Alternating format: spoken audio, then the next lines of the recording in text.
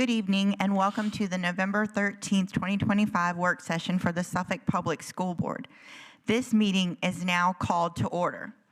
At this time, we will have a motion to go into a closed meeting. A motion is needed to go into a closed meeting to discuss the following items and subjects pursuant to the Virginia Freedom of Information Act found in Virginia Code Section 2.2-3711. Number one, the long-term suspension of a student from McBean Junior Elementary School where the discussion in an open meeting would involve disclosure of information contained in the student's scholastic record. And number two, the long-term suspension of a student from Lakeland High School where the discussion in an open meeting would involve disclosure of information contained in the student's scholastic record, which is authorized by the Virginia Freedom of Information Act found at Virginia Code Section 2.2-3711A2.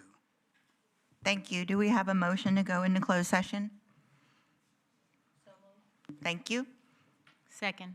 Okay, the motion was made by Board Member Jenkins and I think duly seconded by Board Member Slingleff and Board Member Brittingham. Any discussion? There being none, we're ready to vote. Board members, please vote. Board Member Dr. Brittingham? Yes. Board Member Fields? Yes. Board Member Jenkins? Yes. Board Member Slingleff? Yes. Vice Chair McGee? Yes. Board Chair Howell? Yes. Motion passed. Thank you. Just as a reminder, you can only take your school-issued Chromebook back into closed session and leave your personal devices in the envelope with Ms. Gardner and Mrs. Johnson.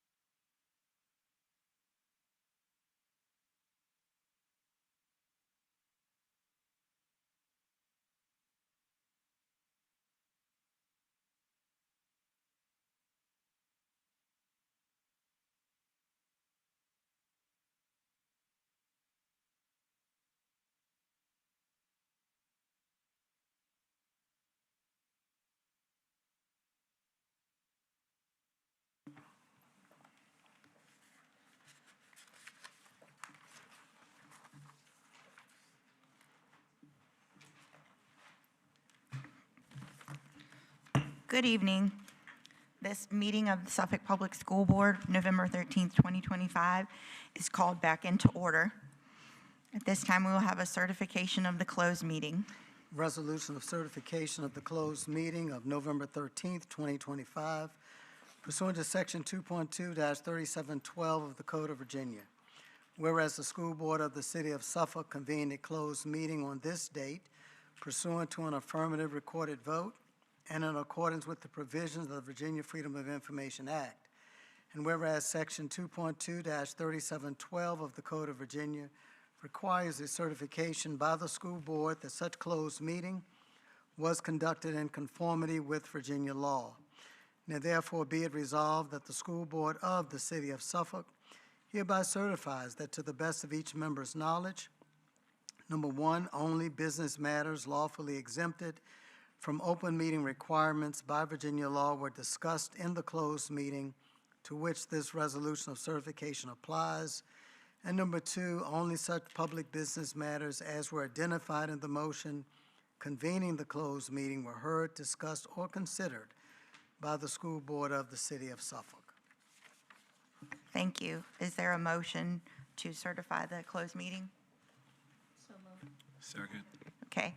The motion was made by Board Member Jenkins and duly seconded by Vice Chair McGee and Board Member Brittingham.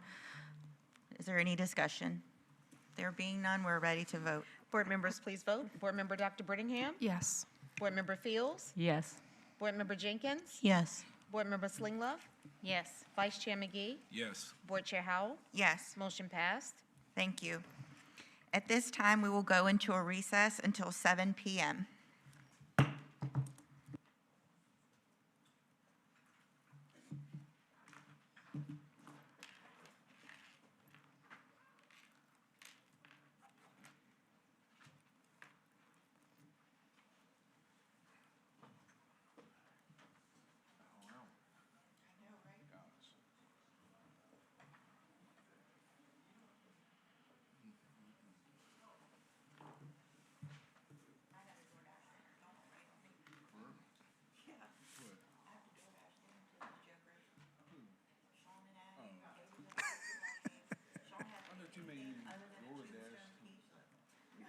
So you're having food delivered? I'm having food sent. Oh, okay. That's nice, man. It is nice, thank you. I thought you were skipping dinner with us. That's nice. I told Addie, I was like, do not text me between 5 and 6. Did you text me at 5:05? Is it too late? He can make peanut butter and jelly, but she's got like short, she's got like sensory, like, she eats like Chick-fil-A, ramen, pepperoni pizza. Okay. I know, my, Guess we go eat. I don't know how she's gonna go to college.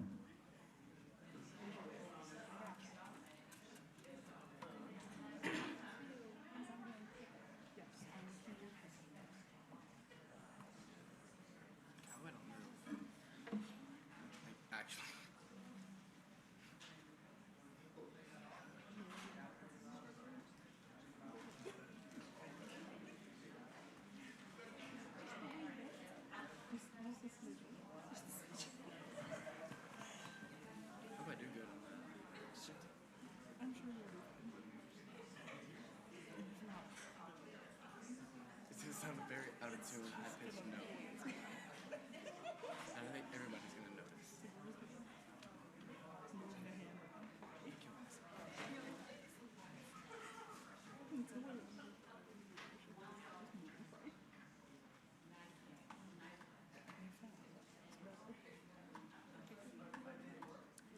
There's no dude. So I'm supposed to be at church. I'm supposed to be at church right now. So there's a bunch of people praying for us. I think. There's a bunch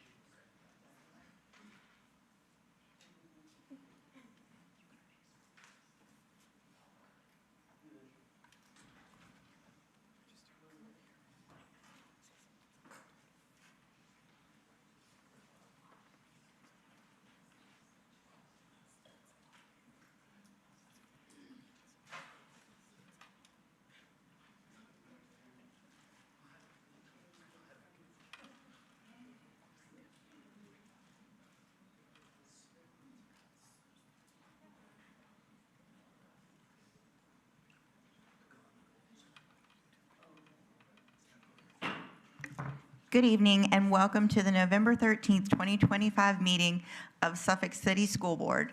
The public meeting is now called to order. At this time, we will stand for the Pledge of Allegiance led by Board Member Fields.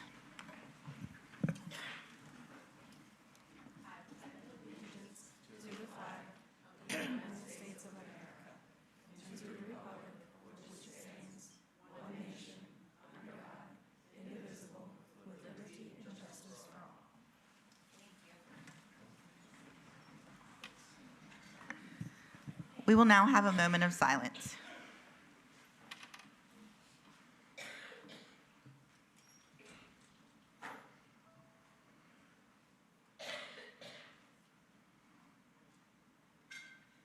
Thank you.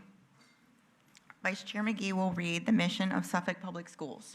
The mission of Suffolk Public Schools is to produce 21st century learners that will become productive citizens in society, foster a dynamic, safe, and nurturing learning environment, partner with school community for the benefit of students and staff, strengthen the school division by employing a highly qualified and diverse staff, effectively and efficiently manage capital and human resources, effectively communicate to increase community investment. Thank you. I will now yield the floor to Dr. Gordon, who will introduce our musical selection. Thank you, Madam Chair. We are treated tonight by the Lakeland High School Orchestra Small Ensemble, directed by Ms. Mary Sensabaugh, who's in her 6th year with SPS. She actually serves as the orchestra director at the Center for Performing and Production Arts. Under her leadership, the program has experienced remarkable growth, with students earning placement in the prestigious Senior Regional Orchestra, as well as the Virginia Tech Honors Orchestra. In addition to directing the orchestra, Ms. Sensabaugh also teaches music theory, composition, and songwriting as a part of the CPPA curriculum. This current Cavalier Quartet has become a mainstay at many events and receptions at the Suffolk Center for Cultural Arts and at numerous city and division-wide events. Tonight, the quartet's going to perform 2 selections, Jupiter from the Planets, as well as How to Train Your Dragon. We'll turn it over to the quartet.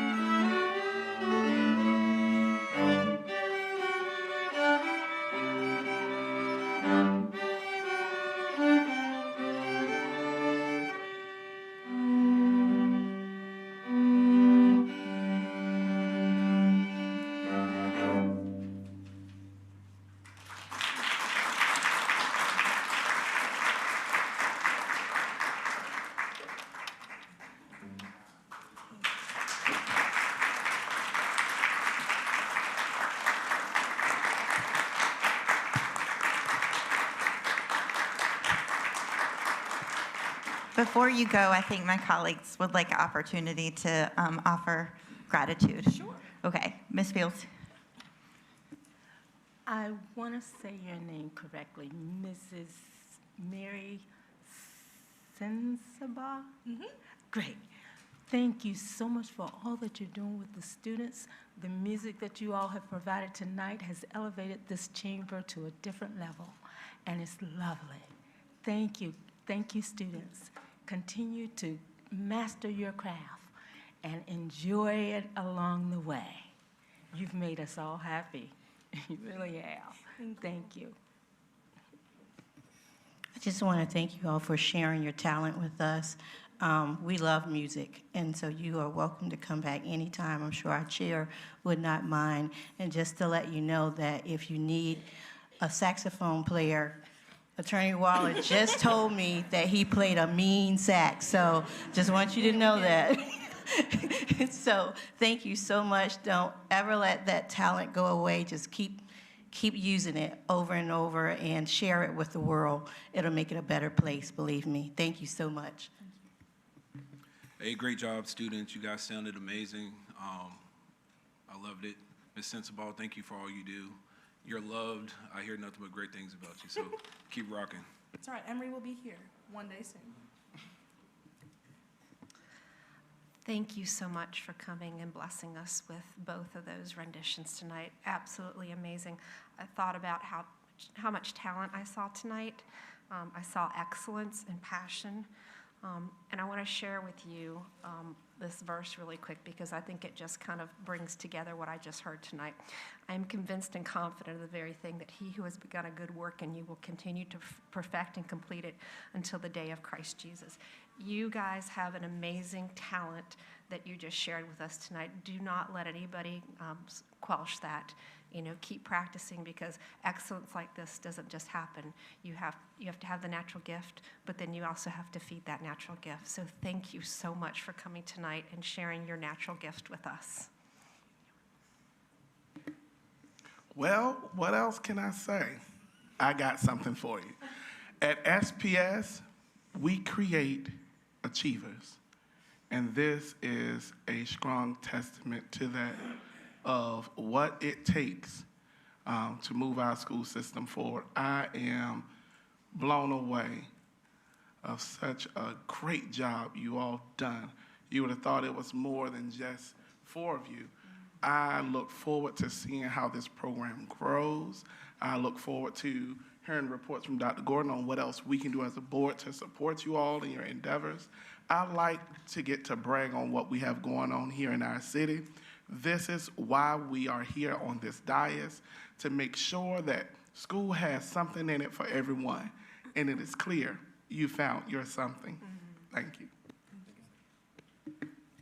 Thank you, thank you, thank you. Everybody has said everything tonight, but you all are wonderful. And I can attest to the fact that after a very nice dinner, listening to that music, we should have a great evening and hopefully check out sooner than later. You all are a blessing. Thank you for coming tonight. Thank you for having us. Thank you again, and you all are free to go. Thank you.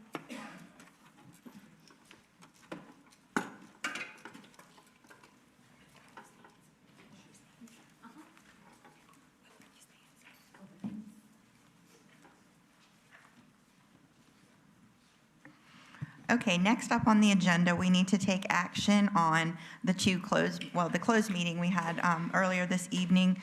And so I will entertain a motion on item number 1, student appeal number 2025/26-35A. I'm sorry, 3SA. Madam Chair, Yes, ma'am. I move that we uphold the recommendation for the student appeal number 2025-2026-3SA. Okay, is there a second? Okay, the motion was made by Board Member Brittingham and seconded by Board Member Jenkins. Any discussion? There being none, we are ready to vote. Board members, please vote. Board Member Dr. Brittingham. Yes. Board Member Fields. Yes. Board Member Jenkins. Yes. Board Member Riddick. I abstain. Board Member Slinglove. Yes. Vice Chair McGee. Yes. Board Chair Howell. Yes, Motion passed. thank you. Is there a motion on student appeal number 2025/26-4SA? Madam Chair, Yes, ma'am. I move that we uphold the student appeal number 2025-2026-4SA. Okay, is there a second? Second. Okay, the motion was made by Board Member Brittingham and duly seconded by Vice Chair McGee and Board Member Slingluff. Is there discussion? There being none, we're ready to vote. Board members, please vote. Board Member Dr. Brittingham, Yes. Board Member Fields, Yes. Board Member Jenkins, Yes. Board Member Riddick, I abstain. Board Member Slingluff, Yes. Vice Chair McGee, Yes. Board Chair Howell. Yes, Motion passed. thank you. At this point, I need a motion regarding the approval of the agenda. Madam Chair, I move to approve the agenda for this evening. Okay, Second. is there a second? Second. Okay, the motion was made by Vice Chair McGee and seconded by Board Member Slingluff. Is there discussion? There being none, we're ready to vote. Board members, please vote. Board Member Dr. Brittingham, Yes. I'm sorry. Yes. Board Member Fields, Yes. Board Member Jenkins, Yes. Board Member Riddick, Yes. Board Member Slingluff, Yes. Vice Chair McGee, Yes. Board Chair Howell. Yes, Motion passed. thank you. Ms. Gardner, can you confirm there are no public speakers on agenda topics? That is correct. Okay. So moving on down, I will yield the floor to Dr. Gordon so we can celebrate with some of our achievers this evening. Thank you, Madam Chair. I'm going to call to the podium Mr. Melvin Bradshaw from the Communications and Community Engagement Team to celebrate our good news report. We will be highlighting Hill Point Elementary School, visiting Norfolk State University, many of our staff members participating in the annual Suffolk Education Foundation Milton Liverman Golf Tournament, Northern Shores Elementary School expansion project that we just did yesterday, student transportation and resource cars, the pilot kickoff at Southwestern and Forest Glen, several of our schools being recognized for being a Virginia Distinguished Purple Star School, and one of our students being a Boy Scout hero, William Cleland from Nansemond River, with his Build a Goat Jungle Gym at the Hero Kids Foundation. Then I will close up after that, Madam Chair, with the calendar of special events. So, Mr. Bradshaw, I'll turn it over to you. All right. Good evening, Madam Chair Howell, Vice Chair McGee, school board members, and Dr. Gordon. Start with Hill Point Elementary School. Hill Point Elementary School's Media Club students had an unforgettable opportunity last week as they visited Norfolk State University as special guests of the Byron Burney Community Journalism Academy. The visit offered students an immersive behind-the-scenes experience in the world of broadcast journalism, from stepping behind the anchor desk to learning the technical skills required in a professional control room. During the tour, students explored multiple facets of television production. They practiced reading from a teleprompter, experimented with camera operations, and learned how directors bring all elements together to create a polished broadcast. Faculty and student mentors from NSU guided them through real air procedures, giving Hill Point's young journalists a firsthand look at how communication, teamwork, and creativity come together in the newsroom. We are incredibly proud of our Media Club students representing Hill Point Elementary School and Suffolk Public Schools with enthusiasm and excellence. We also thank Norfolk State University for their partnership with the Byron Burney Community Journalism Academy.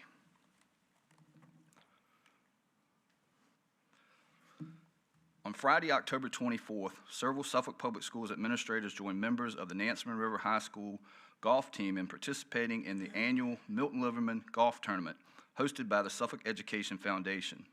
The event brought together educators, student athletes, community members, and local supporters for a day of fellowship and friendly competition on the course.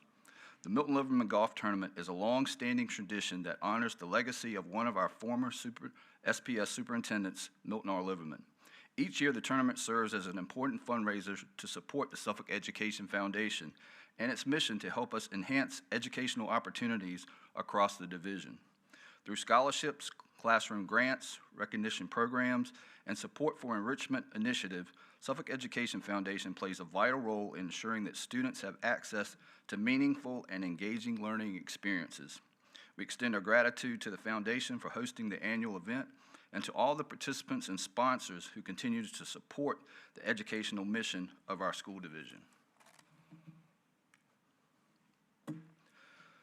Suffolk Public Schools recently welcomed families, staff, and community members to Northern Shores Elementary School for an informational meeting about the school's upcoming renovation project.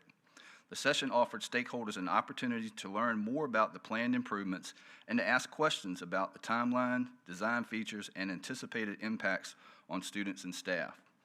Attendees were able to engage directly with project leaders to share feedback and gain a clearer understanding of how the renovations will support a modern, safe, and innovative educational environment. Just yesterday, Suffolk Public Schools, along with the Suffolk School Board, our Superintendent Dr. Gordon, City of Suffolk leaders, Northern Shores Elementary School administration, community leaders, and design and construction partners hosted an official groundbreaking ceremony to celebrate the start of the Northern Shores Elementary School expansion project. This exciting milestone marks a significant investment in the future of education in Suffolk. Star Card distribution.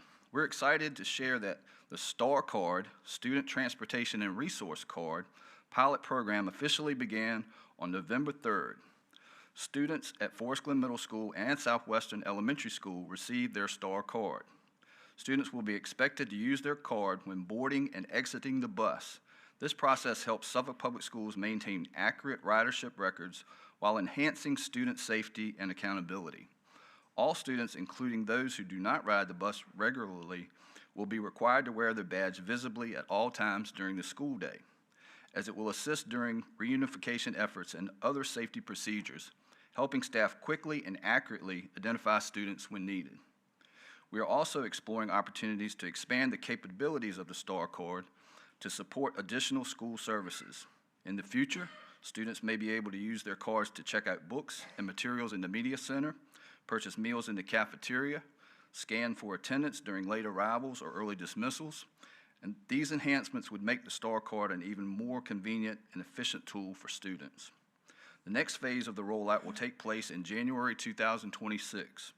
By the end of the school year, all of our students will have their SPS Student Transportation and Resource Cards. We are proud to announce that 3 schools have been recognized as the 2025-26 Virginia Distinguished Purple Star Schools with their first award. This esteemed designation honors schools that demonstrate a strong commitment to supporting the unique educational and social-emotional needs of military-connected students and their families.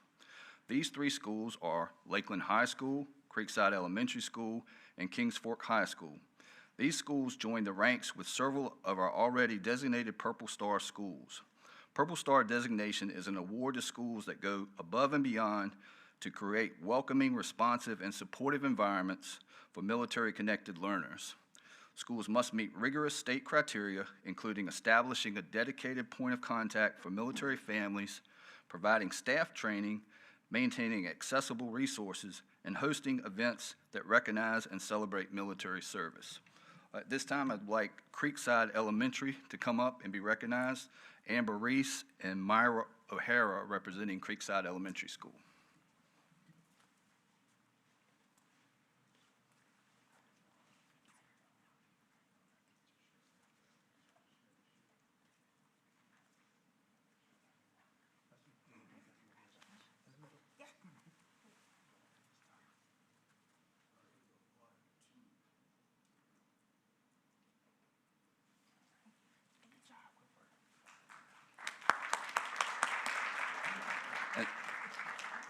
And at this time, representing Lakeland High School, I'd like Amber Brown and Ricky Ely to come up, as he was acting principal last year, and Amber Brown is the new principal this year.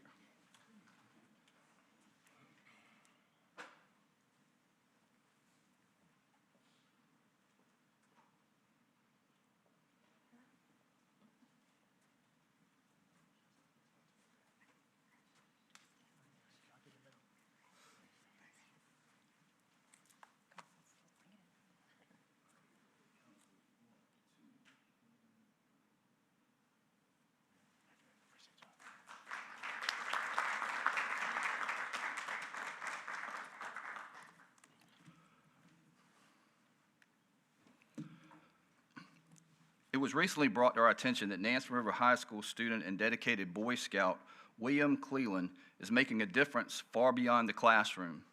As part of his ongoing commitment to the community service, William recently designed and built a goat jungle gym for the Hero Kids Foundation, a local organization that provides therapeutic outdoor experiences for military families, first responders, and children in need. From academic achievements to service-oriented projects like this, SPS students continue to exemplify what it means to be leaders, innovators, and change makers in their community. We are proud of William's dedication and congratulate him on this outstanding contribution to the Hero Kids Foundation and to the community he serves. I'm not sure if William's here, I'm gonna check, but I don't think he's here, but let's give him a round of applause.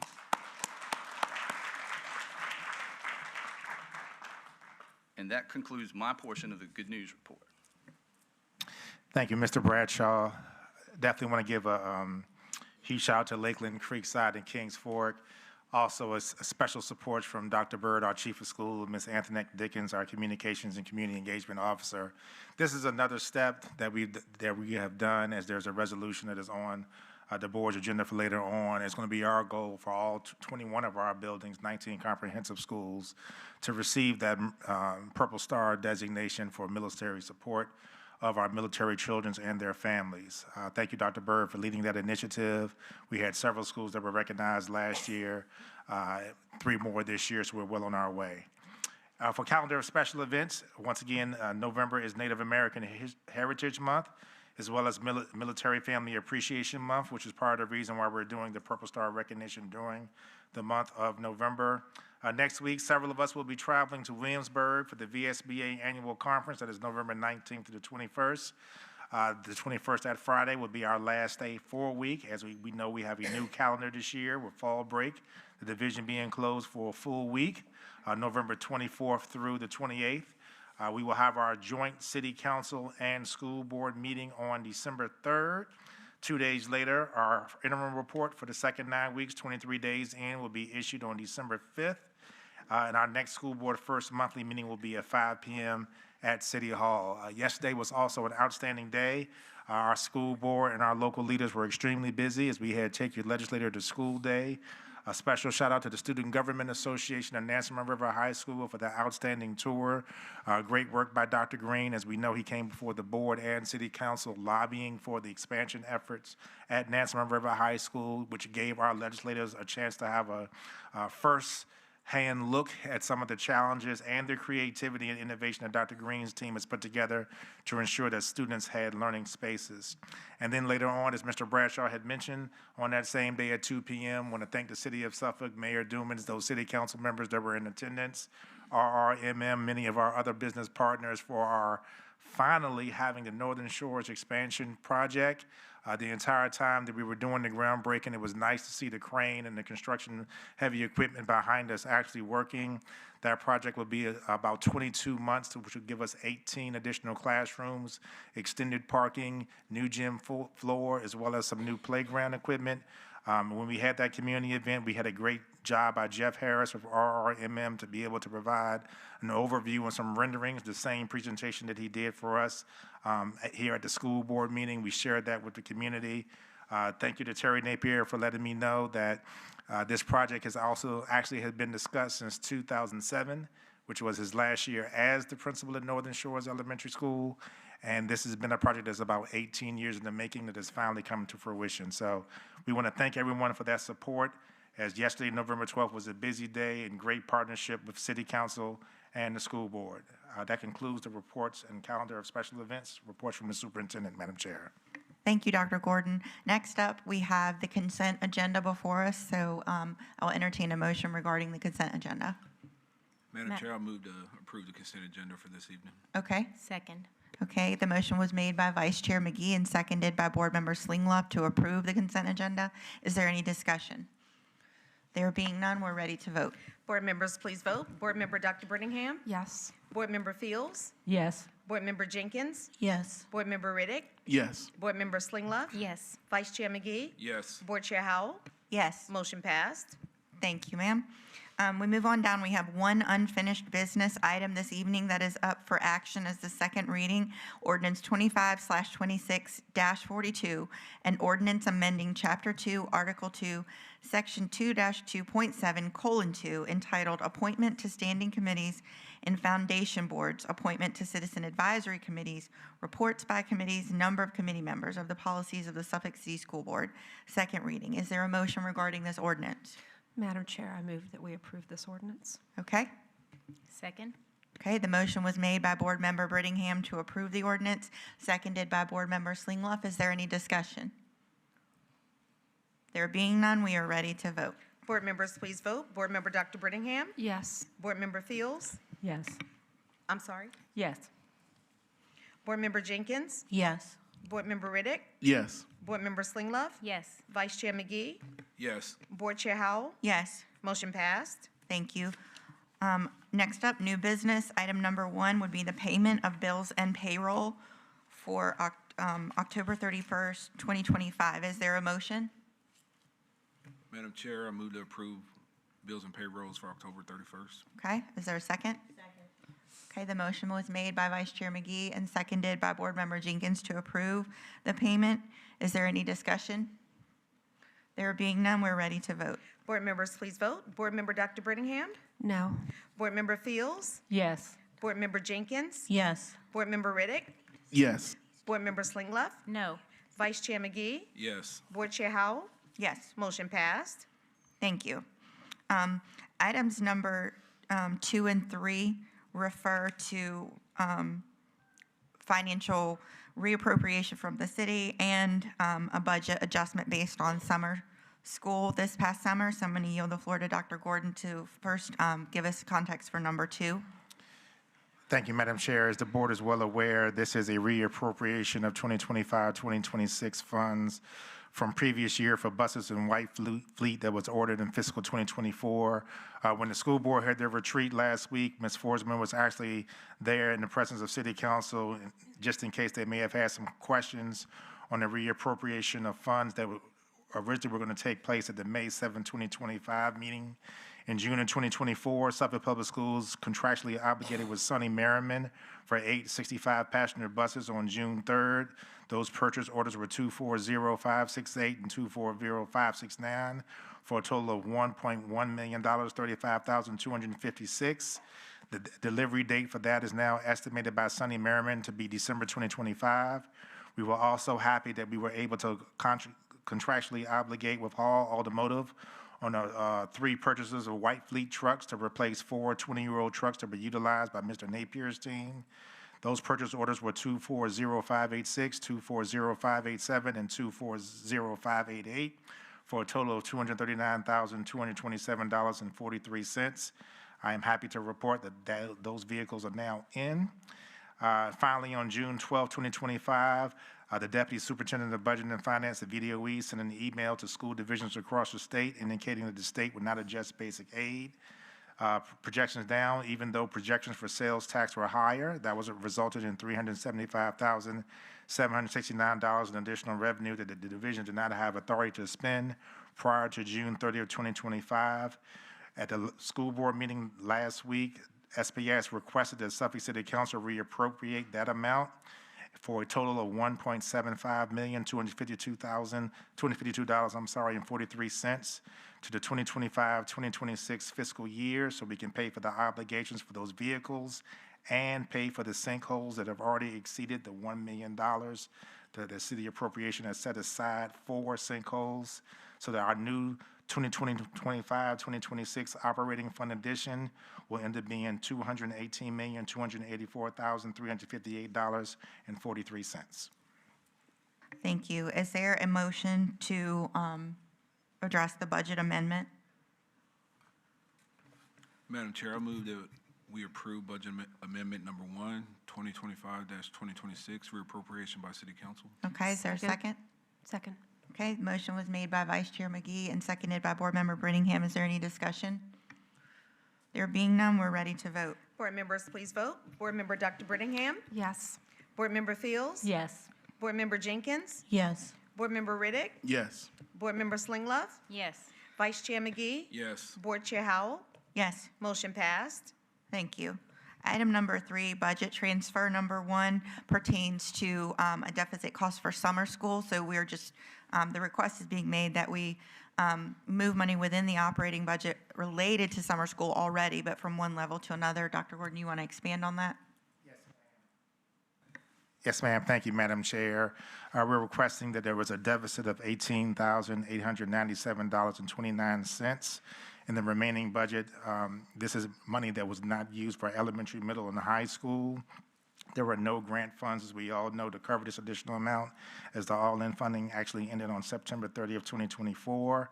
Special education instructional salary vacancies will move to special education extended year. That's the main area where we had to need some additional support because we had an additional special education students that were on ESY. You can also refer to the financial report from October 31, 2025 for these same totals. So we're looking at elementary summer series to transfer to that line $12,691.63. From middle school summer series, $15,519.88.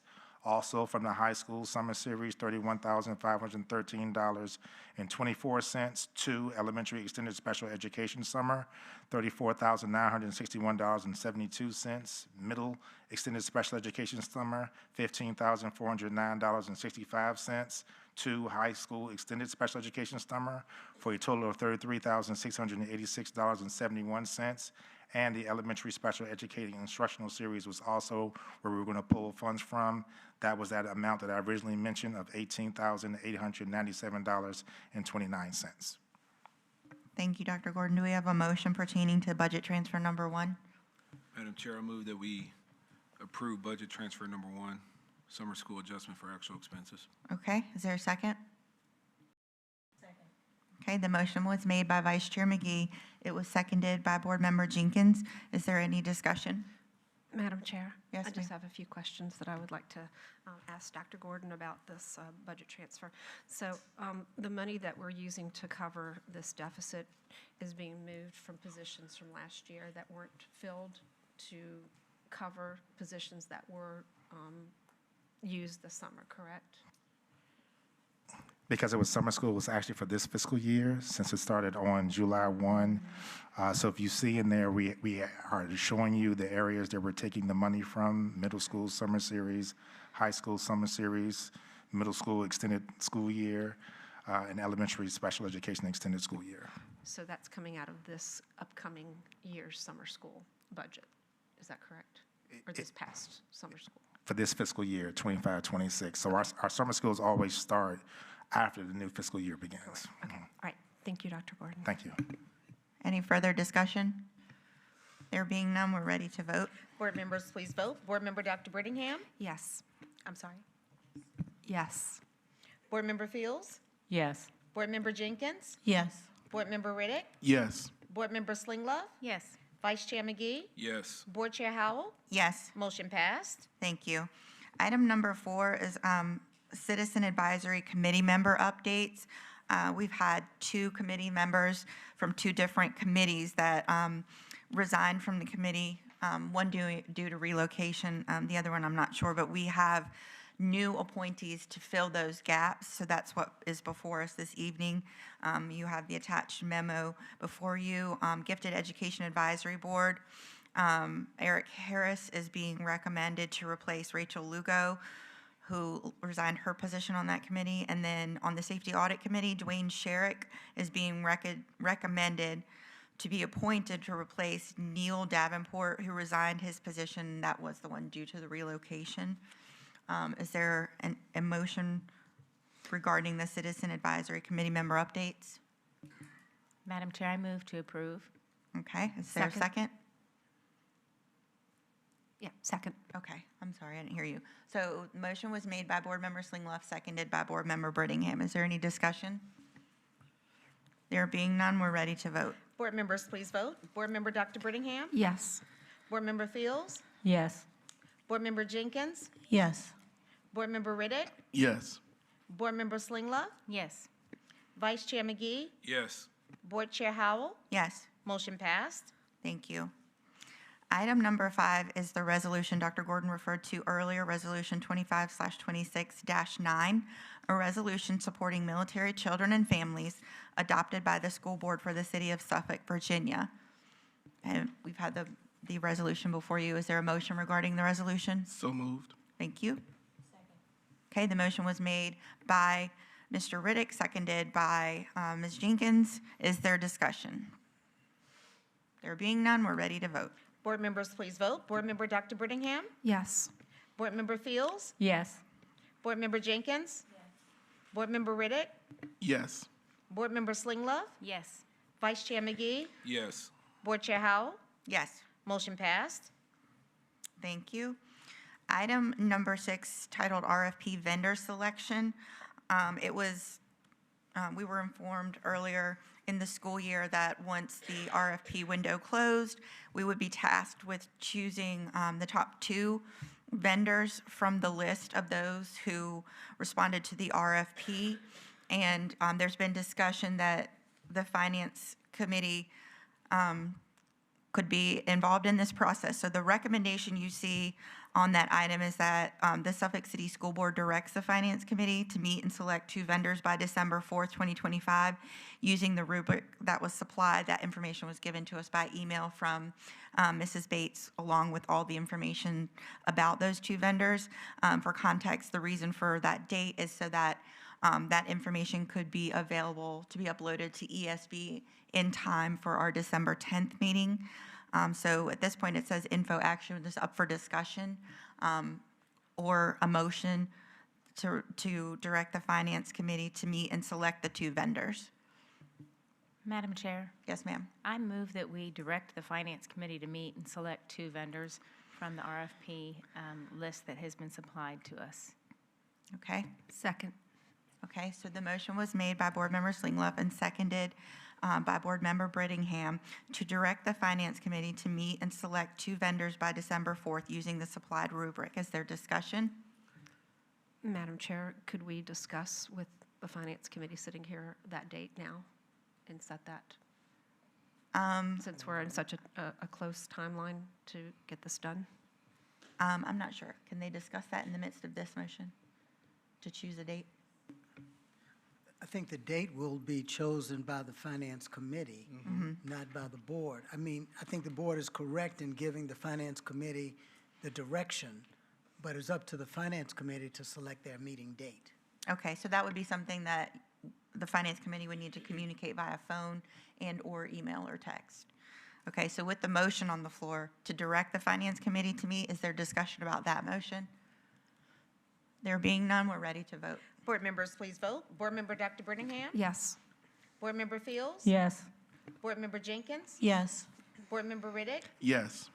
Board Member Slinglove? Yes. Vice Chair McGee? Yes. Board Chair Howell? Yes. Motion passed. Thank you.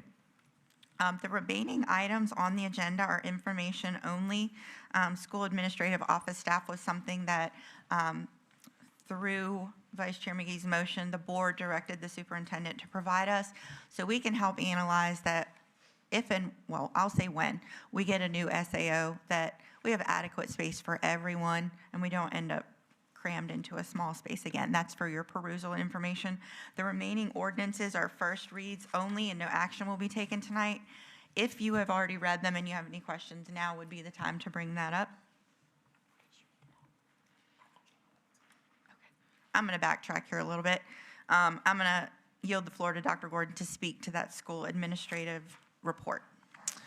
Thank you, Madam Chair. I'm going to keep this brief. I do see, I wanted the board to be able to match some of the names and departments face. I do see some of our additional SAO staff here tonight. So if you are a member of SAO Communications, Operations, or Facilities, would you please stand just so the board can kind of be able to match the name to the face, because I do see some extra faces in the audience.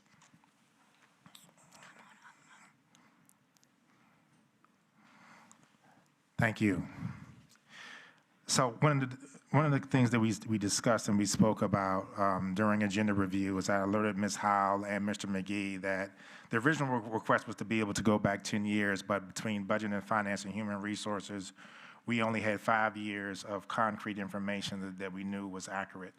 But we did have, based on my first year being here and some institutional knowledge from our folks, we were able to also go back to 1819. So I'm going to start with the very first page, but then I'm going to go to the end page and kind of work our way up. One of the things I wanted to point out to the board and to our school community is you can see even in fiscal year 18-19, the 88 has an asterisk beside it because that actually meant that instructional specialists during that time, based on changes of the Virginia Department of Education and codes, they were actually based and coded at schools instead of the SAO. So that 88 number is not totally reflective of the same numbers that you see here. As you compare it to the 130, that is total employees that we have in the school administration office. Broken down, that is 105 administrators and 25 clerical positions. We also want to be able to provide a slight comparison to some of our other school divisions in the region. Thank you to Dr. Avery in Human Resources and Ms. Forsman, our Chief Financial Officer in Budget and Finance, to be able to provide some comparisons. York, which has about 1,300 students less than us, has 118 administrators. I also received word from Portsmouth. They have twice as many administrators as we do. I promised Dr. Bracey I wasn't going to give that number publicly, but if any board member wants to call me, I'll be happy to share that.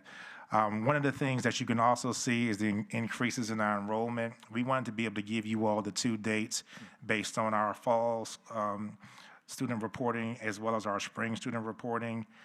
14,249 is what we started in 18-19. You all can see the dip during COVID to 13,787, but you can see during that second semester, we actually came up 600 students, and then there's been some fluctuation back and forth. I know one of the things that we've talked about when Cooperative Strategies did the facility studies, there was a projection that the enrollment was going to increase by 642 students over the next 5 years, and you look at some of the pockets of some of our schools, you can already see that happening. Mr. McGee had also requested for us to be able to list the SAO staff that was located in other buildings. You can see these individuals that we have here, our behavioral specialists, our adaptive PE specialists, Title I early childhood instructional coach, Mr. Kabler, our coordinator of student activities and athletics, as well as our ELL division coach, STEM instructional specialist, CTE assessment specialist, both of those being located at CCAP. And as you all, the board provided us the ability to be able to transition our teaching and learning members, our specialists that were at Booker T. Washington. We will be moving their furniture finally into the Innovation Center tomorrow. I know that Dr. Branch and her team are extremely pleased with that, and thank you to Mr. Napier for staying on that. So in the report that Dr. Avery did, just to give the board some background between her, myself, and Budget and Finance, this probably was about 75 hours worth of work just because of the verification of it all. If you scroll to the very end, because I want to make sure I'm kind of walking you guys through this, this was Dr. Whitney, my predecessor's last year, and you can see how the organizational chart flows. At that time, Ms. Forsman actually was the Executive Director of Finance, and we had 2 assistant superintendents, and LaToya Harrison and Suzanne Rice, and you can see the reporting structure that we had in place. My first year, I started on October 14, 2019. We basically kept that in place, mainly because I started after the year, but we began to have some conversations on how some things would move. One of the things that we kind of did discover is we had several of our teachers that were actually serving in quasi-central office roles. People such as Jolene Neighbors, who was teaching at Nansemond River High School, actually had 1 period less on her schedule so that she could kind of serve as our pseudo coordinator of fine and performing arts. The same thing was Ann McCoy, as she was working in a dual capacity for health and PE. And this also meant that we would have less students be able to take some of those courses because of the central office requirements or need, actually. So that was the main reason why we began to create these coordinator positions, because to me it wasn't fair to the kids that we had 1 less period that a teacher was available, but also I didn't think it was fair to the staff member. They were splitting their time between central office and their normal buildings. So in 2020-21 is when we basically began the structure that similar to what we have now, because of some different duties and responsibilities. I'll use Ms. Forsman as an example. When we reclassified her as the Executive Director of Finance, my basic philosophy was that any department that touched money was going to be under the CFO. This is why Director of Facilities and Planning with Mr. Napier and Director of Food Services with Lawrence Whiting was underneath of there. You still can see the 9 direct reports that I had during that year, and Dr. Rice, and this is also the year that Dr. Branch replaced Dr. Harrison. Our first major hire there was a Director of Curriculum Instruction that was previously held by Dr. Maria Lawson Davenport and is now being held by Dr. Caitlin Leitner. In 21-22, we basically had the exact same org chart that you saw in 2021, so I'm not going to spend a lot of time there, but you can see that's when we had that asterisk there. Several positions were upgraded from a stipend position to a coordinator to being a partial FTE, and we wanted to also increase the programs. In 22-23 is when we have our current structure in place. This is when Dr. Byrd returned back to us from his role as an executive director in Newport News for our chief of schools position. That allowed me, I was kind of doing both roles during the first 2 to 3 years of my career, but it allowed me to have a little more oversight on many of the things that I had promised the board for, as in the role of the superintendent. This structure that you see here in 22-23, that is the current structure that we have had in place for the last 3 years as we are now in the 25-26 school year. I know in my conversations with Mr. McGee, one of the main things that he had pointed out to us was that he wanted to ensure that wherever we move to, that we have adequate space in case our department needs to grow. Mr. Riddick has been very vocal, and several of our other board members, about the need to not only grow our communications and community engagement team, but also to grow our budget and finance department, especially now with Ms. Forsman's pending retirement. So those are going to be some areas that we might be able to look at depending on what happens when the governor releases his budget on December 17th, just for needs from the school division itself. Vice Chair McGee came to visit me on last Friday, and he took a tour through the building, and he was, and I don't want to put words in your mouth, Mr. McGee, but he was shocked that we had several offices that had 3 people in them. And these were the things that Mr. Riddick and Ms. Jenkins and when Ms. Howe was really advocating for us this summer because of the condition of that building, especially because Mr. Waller's office was 84 degrees for 2 consecutive weeks.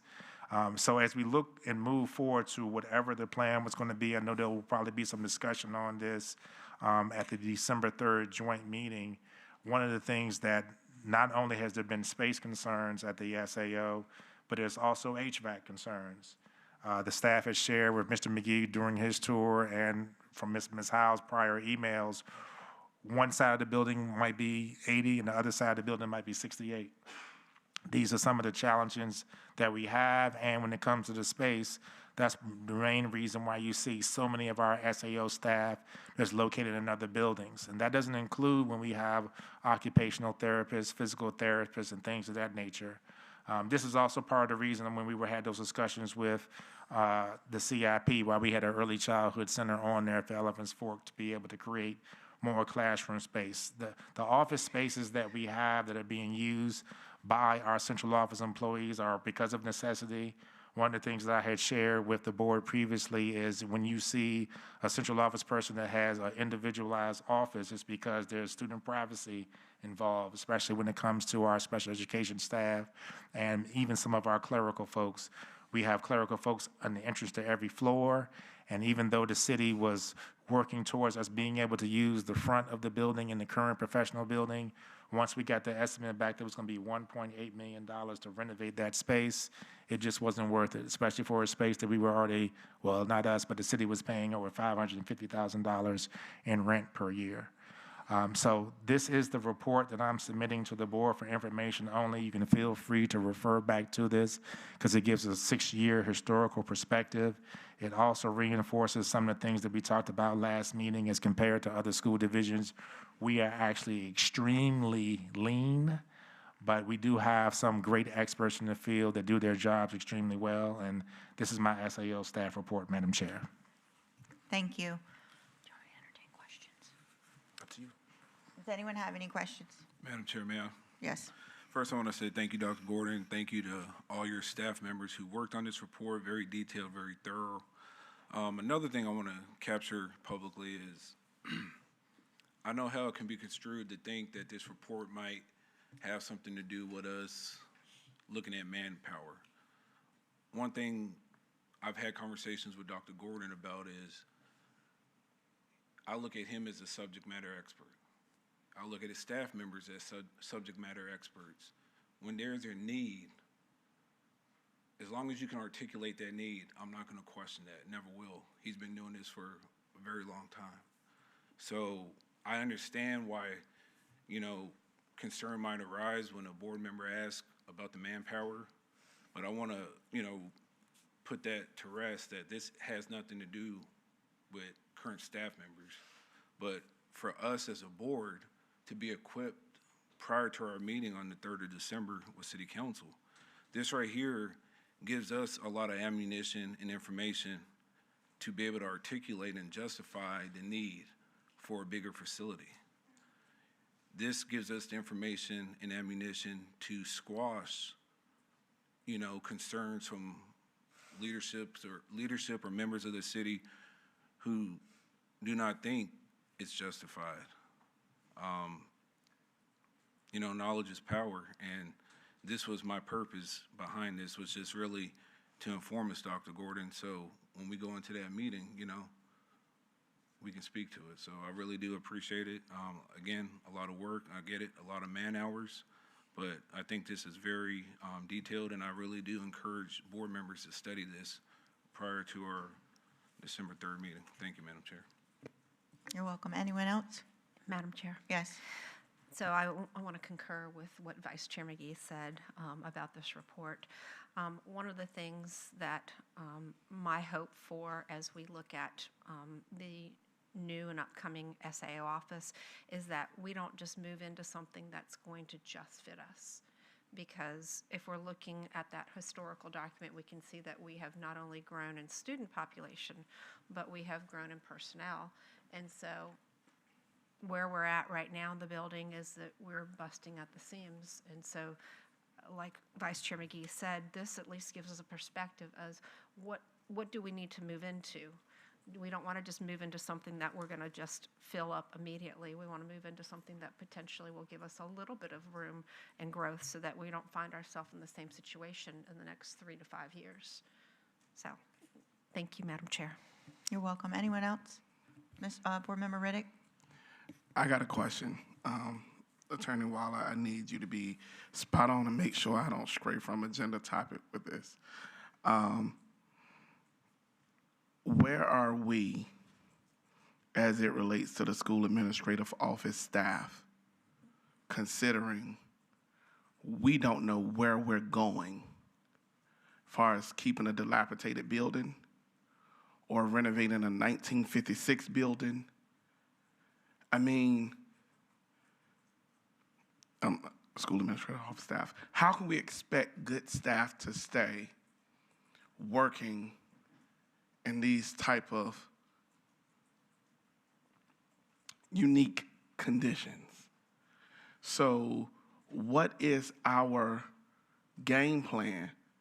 Because to my knowledge, we don't have, and at the risk of being outdated here, we don't have a site for a lot of our capital projects, EFE or this project.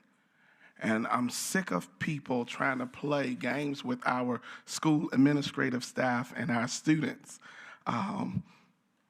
Where are we right now? Because it don't look good. Madam Chair. It's a great question, Mr. Riddick. So here's how I'm going to answer probably the most pressing part of it. Our current lease in the professional building expires December 31st, 2028. So that's when the decision, something has to happen wherever we go. We know that our renovation is going to be 20 to 24 months, wherever we go. And I don't believe the city wants to invest more money into that building for rent. Design work is going to be 6 to 9 months. That was part of the conversation we were having when Mr. Hughes presented to us that we're looking at probably 33 months. So, time is really, really close. Like a plan has to actually be in place before the end of this school year. And to your point, a site has to be located for Elephant's Fork, and a plan has to be put in place for the SAO. We've had discussions publicly about if a site can't be located, can we look at what was discussed a couple of years ago about the Operations Center Phase 2 becoming the new SAO? We've had minor discussions. I know that you and I have talked about CCAP's property, and I know there was some concerns from some about, the downtown footprint. But the downtown footprint isn't as much of a priority for me personally as it is giving folks the proper space. And so I really appreciate what you said when it comes to, I look at what Chesapeake Public Schools has with cafes and gymnasiums, and I look at what Newport News has with walking tracks, and I just don't understand it. I just don't understand it. And the good thing about it is those SAO staff members, they complain when it gets cold, but it doesn't stop them from doing their work. And we just try to find ways to build on some other things, because we know that there's going to come a point in time where that building is no longer safe. There's going to come a point in time with that. We've already had a situation, and thank you to City Manager Hughes, where a window fell out onto the sidewalk. And he sends me a picture of it at 6 a.m. And Terry Napier had his folks there to fix it when I pulled up. And so what if that window falls out onto a pedestrian, or then that compromises the safety and security of our building? So I'm hoping that the board will be able to have an opportunity to discuss those concerns when we have this December 3rd meeting. Thank you, Dr. Gordon, for answering my questions regarding to school administrative staff. I'm going to stop there, Madam Chair. I do encourage all board members to reach out to your counterparts on City Council, because the games have been going on too long. Everybody talks about growing Suffolk, but our infrastructure is aged behind. Thank you. You're welcome. Any further discussion on this info item? Okay, there being none, now take a look at the first reads for all the ordinances. Items number 8 through 22. If you have any questions, having read ahead, now would be the time. If not, we'll move on to public speakers on non-agenda topics, and I'll yield the floor to Ms. Gardner. It is the intent of the school board to ensure that the affairs of the board be conducted in an open and orderly manner, that all persons desiring to address the board are afforded an opportunity to do so in the order in which they sign up to speak, that persons in attendance may observe and hear the proceedings of the board without distraction, and that the board and the members of the board and board employees are able to transact the business of the board with minimal disruption. Any persons addressing the board shall, 1, confine their comments to matters germane to services, policies, and affairs of the school board or Suffolk Public Schools.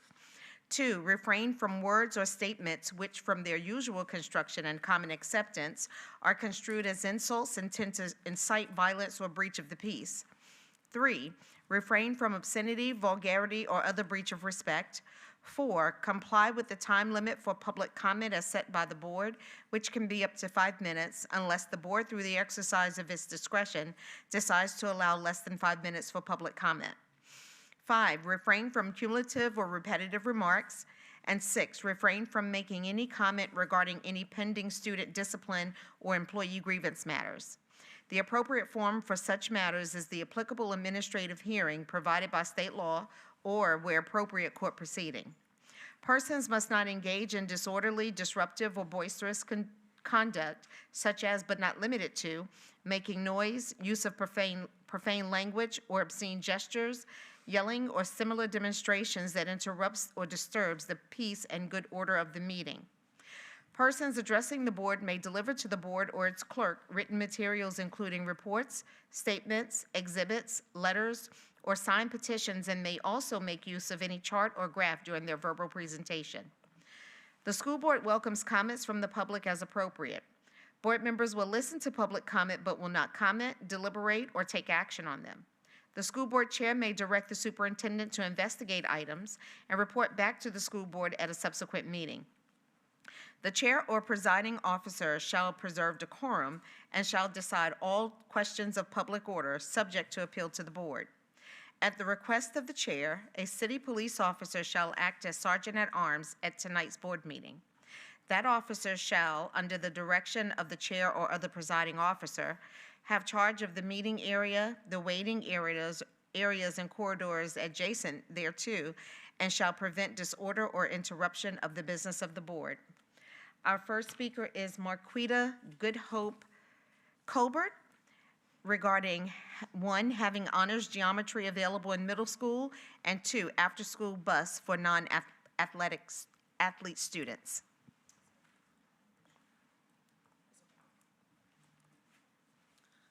All right. Good evening, board. As she stated, my name is Marquita Goodhope, and my son is in his second year at Nasman River High School. Thank you for the opportunity to speak with you all this evening and share the 2 concerns that I have. The first one involves after-school transportation for non-athletic activities. My son is an aspiring college student whose goal is to attend a top university. As you all know, extracurricular involvement plays an important role in college admissions. He participates in several activities both inside and outside of school. Our challenge is that the after-school bus does not arrive until 6 p.m. Most non-athletic extracurricular activities end around 4 to 4:30, and students are required to leave the building unless a sponsor is physically with them. As a result, my son has no way to remain on campus until the late bus arrives. According to the athletic director, many sports practices end closer to the time the late bus arrives, which allows those students access to transportation. And while I fully support athletics, students involved in non-sport activities should have equal access to after-school transportation. I discussed this concern with the principal, who explained the budget does not currently allow for 2 buses.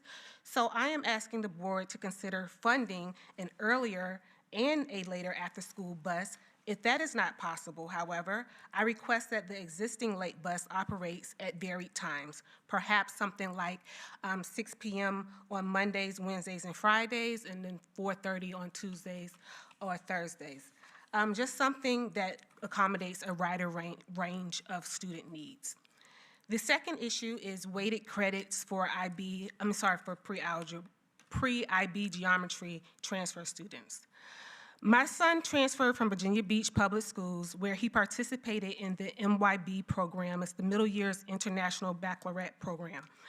This program allows students to take pre-IB courses for preparation for the full IB curriculum. As part of the program, in his advanced math placement, he completed pre-IB geometry. After transferring, I noticed from one of his his teachers, the pre-IB courses are weighted at a 4.5 scale. When my son asked his counselor about having his pre-IB geometry course weighted, he was told it would not be weighted.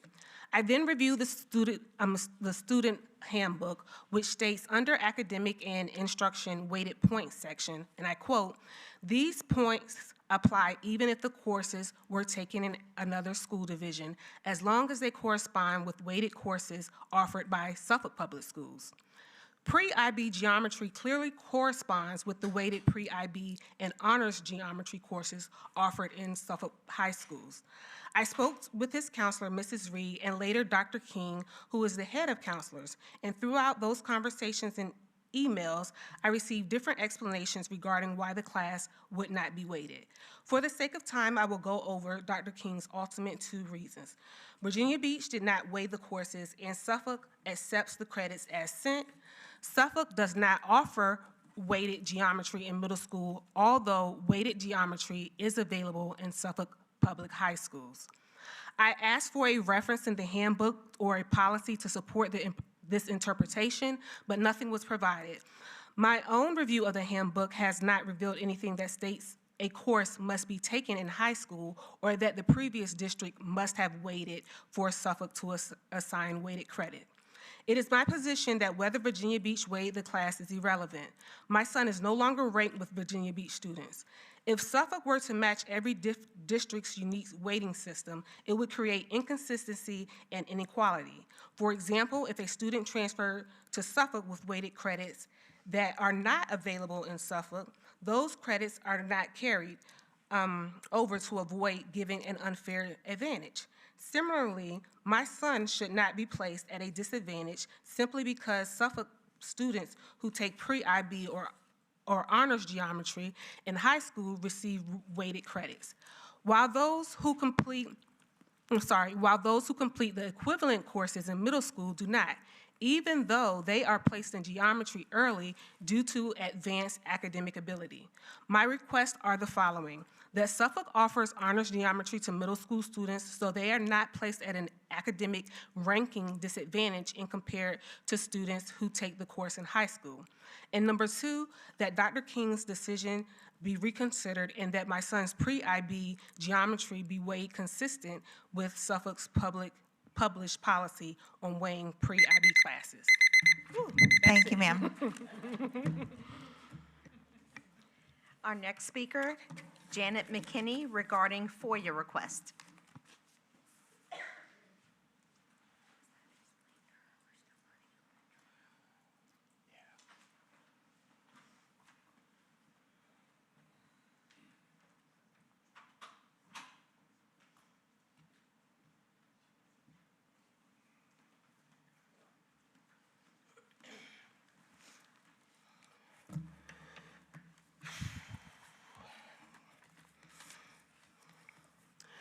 FOIA is intended to guarantee government is open to we the people. For some reason, this district has an adversarial approach and seems to be insulted by FOIA requests, which is as demonstrated by the cost that we have to pay, which seem punitive. It's as if the philosophy is if we make the cost too high, people won't ask, or they ask, make the cost too high, they won't follow through. I've sent each of you a document that has all the emails regarding my FOIA request, along with the timesheet that I was provided, and the FOIA charges guide from the FOIA Council. I'm not going to detail the emails there in chronological order for time's sake. Suffice it to say, you'll see some of them are written at night. Yes, I work late at night. After I appeared at the last board meeting, I sent a request for an explanation to the discrepancy because I was charged for 14 hours. Timesheet only shows 13 hours. I had to follow up on that request to get a response. The response I ultimately received was, well, that's our good faith estimate, which is what we're required to do. This isn't a good faith estimate. This is a timesheet. This is a timesheet for 13 hours. The last statement on this piece of paper says that the completed response was sent to Mrs. Dickens at 6:02. So that means 13 hours of work was done, not 14. So it's not a good faith estimate, it's the appearance of impropriety.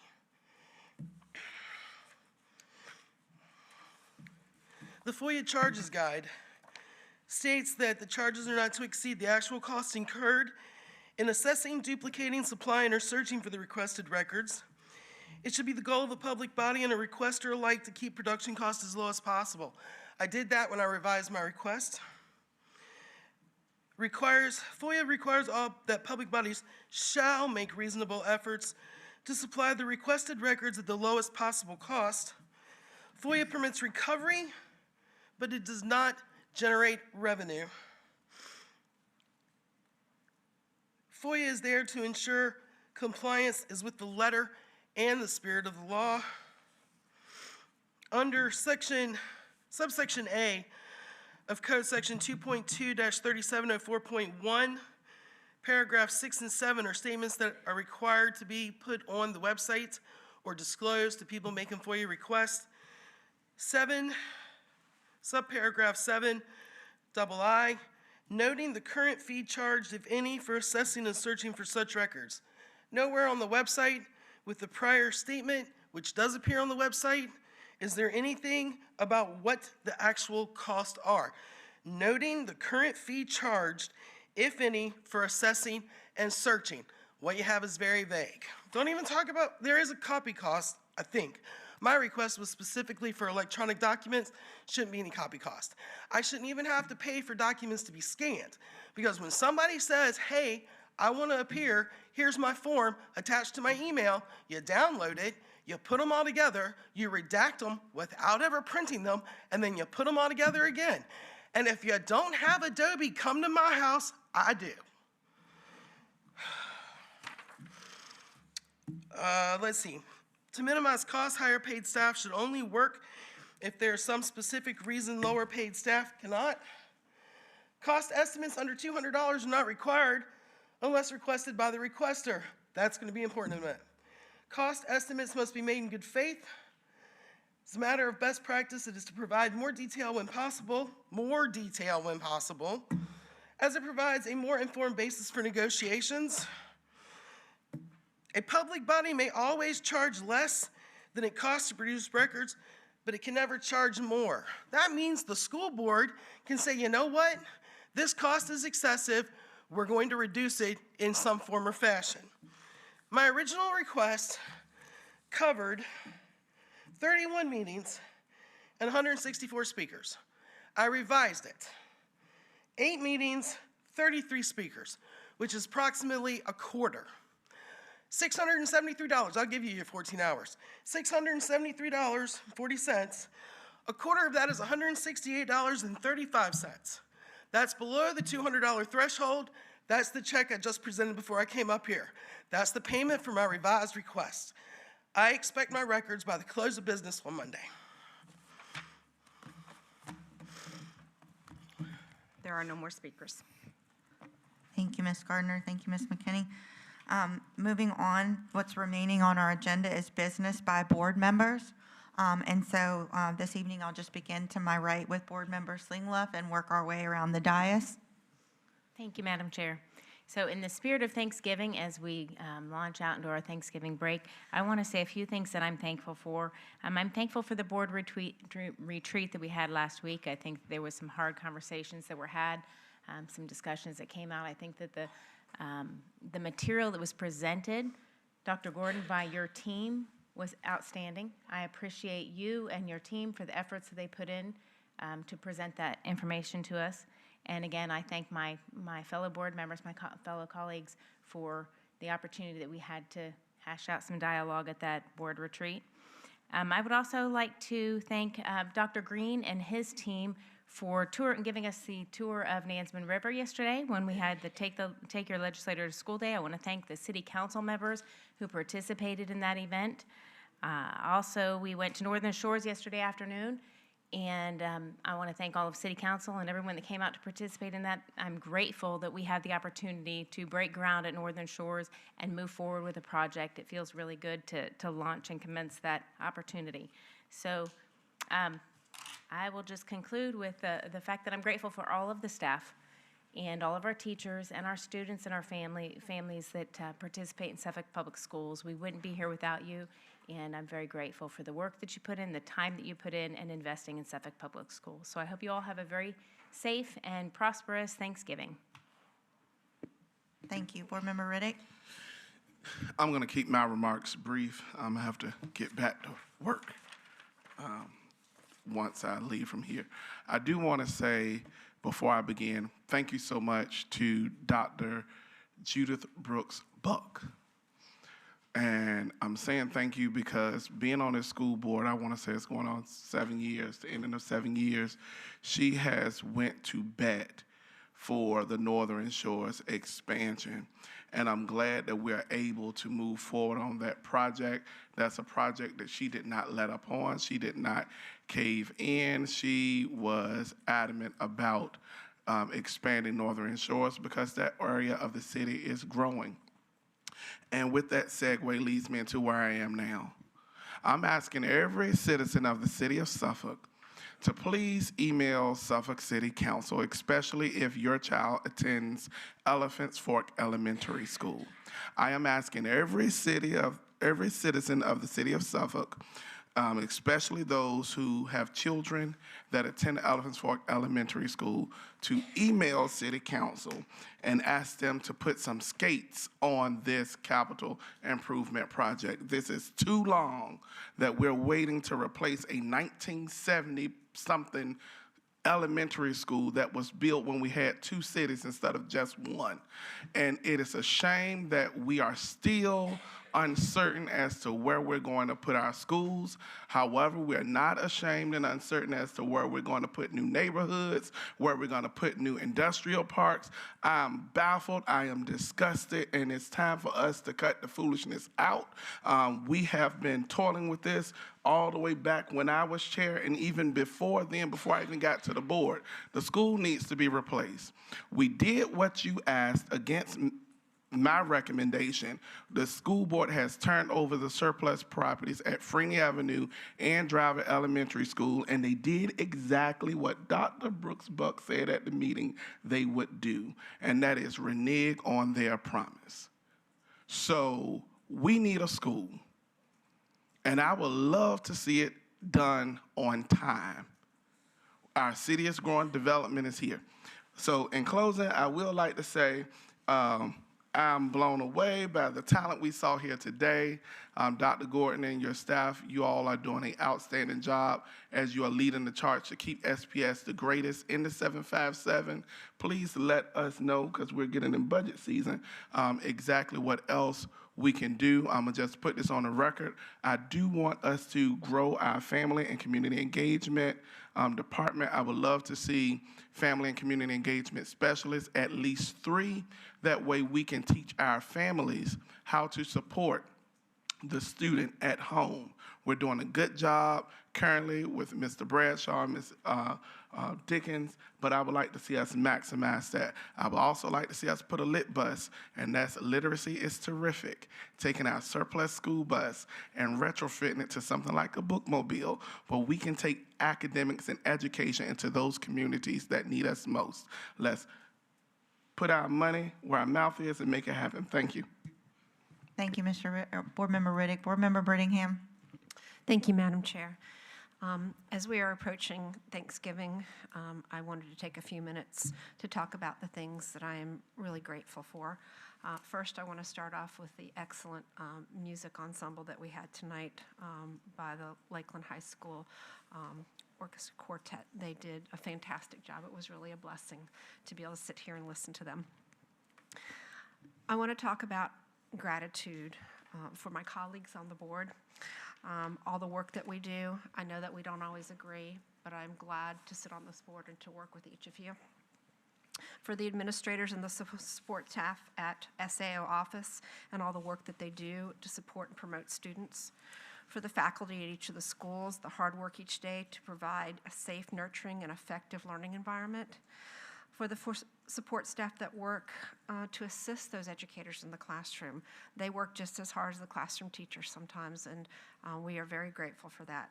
For the support staff that provides breakfast and lunch each day for both staff and students, I know that they work hard as well. They're there early and they stay late. For the support staff that ensures that each school is cleaned and in good working order so that administration, staff, and students are able to effectively utilize classroom school spaces each day. For the support staff that is maintaining the buildings because they ensure that the buildings are in good working order each day and that students and staff are able to be there.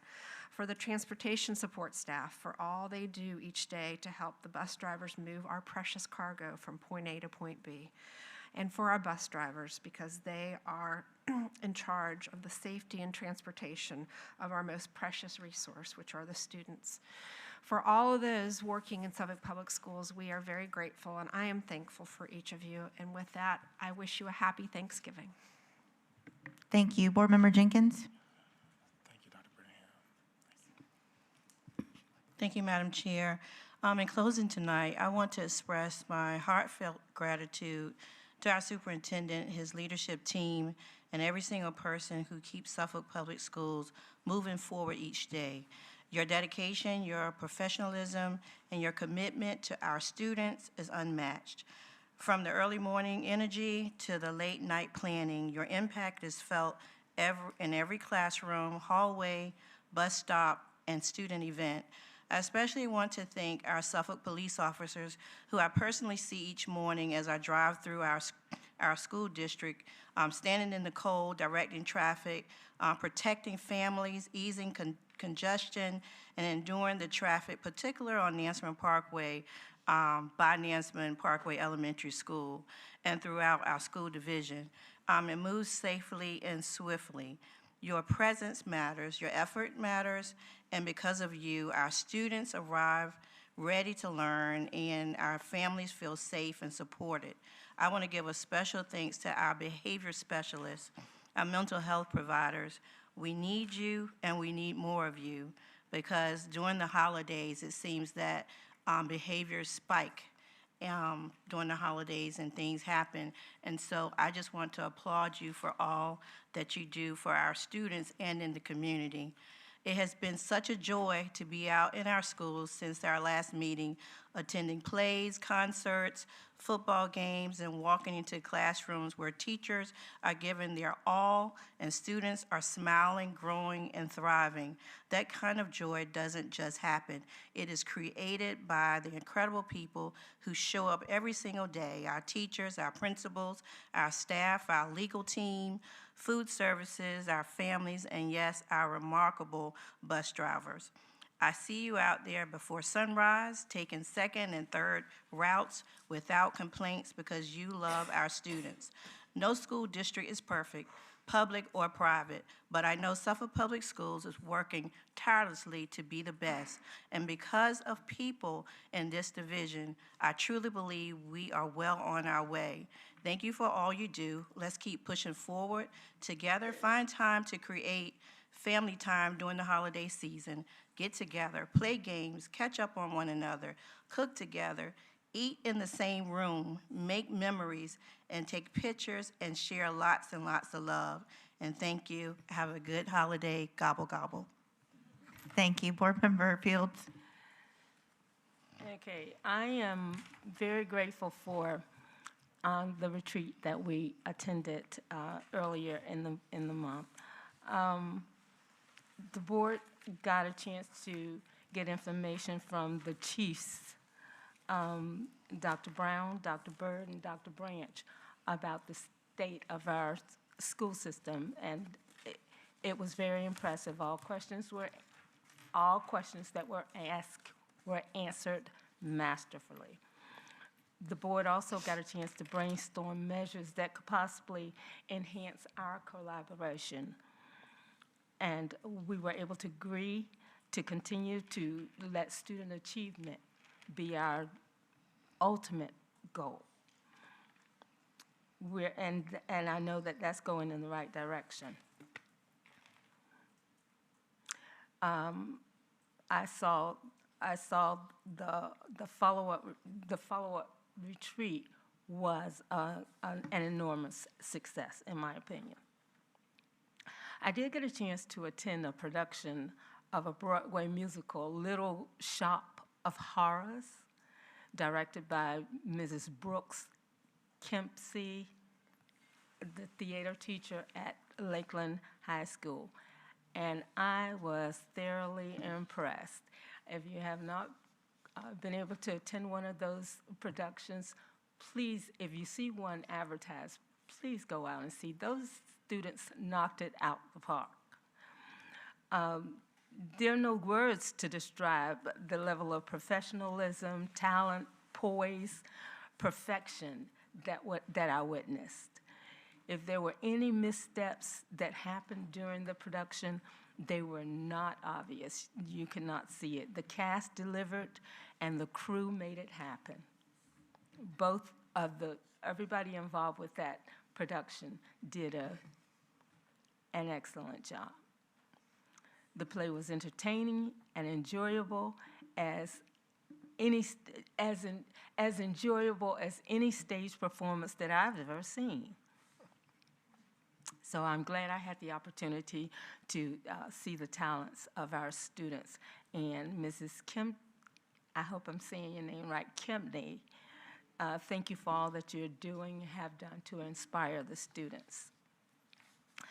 One thing that I'm extremely grateful for, being the representative of the Northern District, the Northern Borough, is that Northern Shores expansion project. We did have the groundbreaking ceremony on November 12th, and it actually took place. It was very well attended by dignitaries throughout the governing body of the city. My sincere thanks goes to Dr. Gordon, Principal Andrea Banks, Mayor Mike Duman, and Vice Mayor Lou Ward, who shared in the ceremonial program with me. What made the groundbreaking most impressive for me was that it was attended by my predecessor, Dr. Judith Brooks Buck, the former school board member who championed the Northern Shores project. And she got a chance to hear the heavy equipment in the background building the vision that she has worked on for the last 18 years. It was very impressive, and I'm just so grateful that it is happening. I hope that you all have a very happy and enjoyable Thanksgiving season, and please be safe, and we'll see you again in December. Thank you, Vice Chair McGee. Thanks, Madam Chair. I'm going to be very short. Tuesday was Veterans Day. Just want to give a special thanks to all our SPS employees who are veterans and who have served this great nation. Everyone have a great night. Thanks. Thank you. I just briefly want to give a shout out to our transportation department.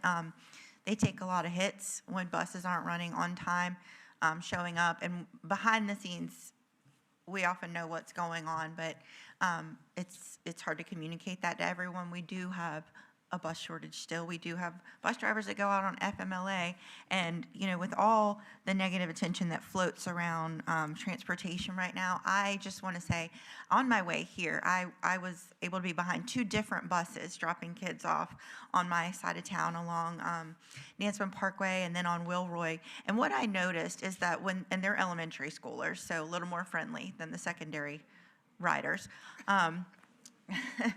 They get off the bus and their parents wave at the bus driver and the kids wave at the bus driver and they're blowing kisses. And these people aren't just taking your kids to and fro. They have a relationship with your kids. They take the time to get to know them. And to the best of their ability, they are getting your kids where they need to be safely. We have some truly dedicated drivers. Now, we don't discount. We have some that are, have growing pains and some that, we have discovered this is not their calling. But for the most part, the bus drivers that are out there, especially on our elementary routes, are loving on your children. And so if you have a kiddo that gets off the bus happy in the afternoon, just say a silent thank you to the bus driver, because they are sometimes getting the worst of these little balled up balls of energy, coming home from having had to think for 5 hours straight. That's not the most fun when you're in elementary age. So I just wanted to take a moment, having witnessed that this evening, to just say thank you to our transportation team, every single one of them, for showing up and showing up and showing up. You are integral to what we all do. For the rest of you, I hope you have a wonderful, much-deserved week-long Thanksgiving break, and we will see you again December 10th. That concludes my board comments. I just want to call attention, there are information items at the end of the agenda, and if you look a little beyond that, there are 2 committee reports also attached to the bottom of the agenda, the Gift Advisory Board and the Local Advisory Committee for Special Education. With there being no further business, this meeting is adjourned. You missed about what? 8:31. She said 8:30, so I was messing with her.